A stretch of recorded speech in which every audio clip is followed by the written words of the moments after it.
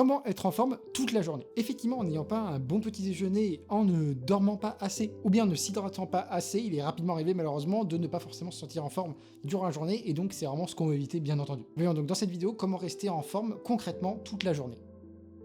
Le premier point bien entendu, c'est de bien dormir. Donc du coup, en fait, bien dormir, ça se fait à travers plusieurs points. Bien évidemment, en termes de quantité. Donc souvent, sur une moyenne de 8 heures, et pas du coup trop peu comme la plupart des gens, où la plupart des gens sont en dette de sommeil, et forcément, ils sont fatigués, ils ont pas assez d'attention, ils sont irritables, etc. Donc souvent, du coup, aux alentours de 8 heures par sommeil, même si ça reste une moyenne, et tout le monde est différent par rapport à ça, mais ça reste du coup, une bonne base. Le truc, ça va être de se coucher à des horaires réguliers, donc si possible, tous les jours à la même heure, du lundi au dimanche, se coucher à la même heure, et se lever à la même heure.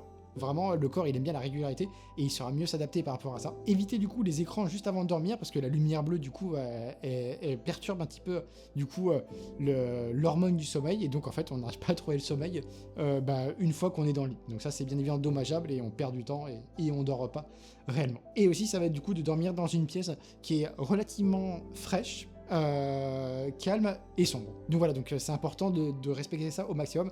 Si possible, de mettre des boules qui est, d'avoir un masque.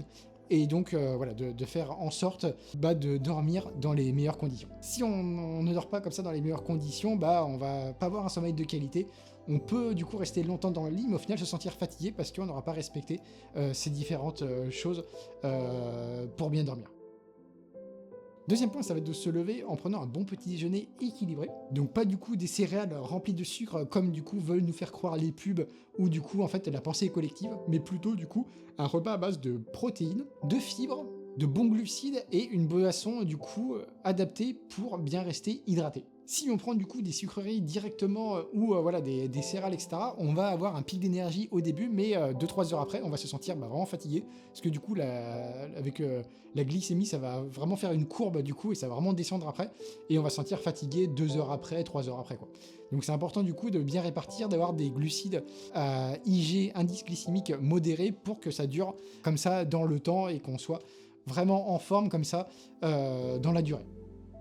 Troisième point, ça va être de bien s'hydrater. Même une légère déshydratation, du coup, entraîne une certaine fatigue, un certain manque d'énergie. Donc c'est important, du coup, de boire régulièrement tout au long de la journée, de ne pas attendre, en fait, d'avoir soif, parce qu'en fait, il est déjà trop tard, entre guillemets, quand on commence à avoir soif, et de limiter au maximum les boissons sucrées. L'eau minérale, au final, reste la meilleure boisson à boire tout au long de la journée.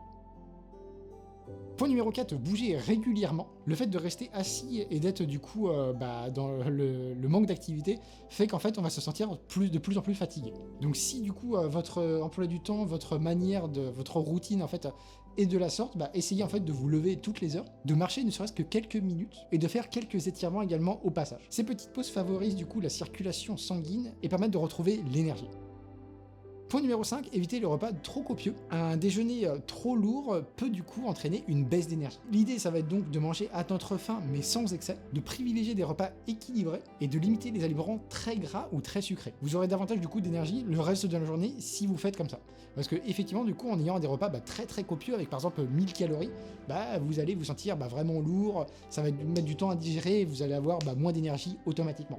Mais si vous prenez des repas un peu plus légers, à base de peut-être 600-700 calories, après ça dépend des personnes, de l'âge, du sexe, etc. Mais en tout cas, voilà, vous allez avoir une meilleure répartition et donc vous vous sentirez moins lourd et vous aurez plus d'énergie. Point numéro 6, gérer son stress. Le stress permanent épuise le corps considérablement. Donc quelques habitudes qui peuvent vous aider au quotidien, ça va être de respirer profondément, régulièrement, faire de courtes pauses et mieux organiser sa journée. Moins de stress et souvent plus d'énergie disponible, comme ça pour mieux réfléchir, pour mieux être ancré dans le moment présent, etc. Et point numéro 7, ça va être de limiter l'excès de café. Le café, du coup, en petite quantité, elle peut clairement aider à améliorer en fait la vigilance, l'attention, etc. Mais par contre, à trop forte dose, c'est un peu l'effet inverse qui se produit et au final, on a une baisse d'énergie, moins de vigilance, moins de concentration, etc. Donc le truc, c'est en fait de le consommer donc avec modération, éviter d'en boire en fin de journée et ne pas l'utiliser pour compenser un manque de sommeil chronique. Le café reste un bon complément, un bon aliment à mettre en fait dans la routine quotidienne, mais pas du coup quelque chose de primordial et pour compenser un manque de sommeil, de bien-être, etc. Voilà, bah en tout cas, pour cette vidéo, j'espère vraiment qu'elle vous aura plu. Si c'est le cas, n'hésitez pas à donner un petit like, ça fait toujours plaisir pour moi, pour la chaîne, etc. Et puis là, je vous dis à bientôt. Salut!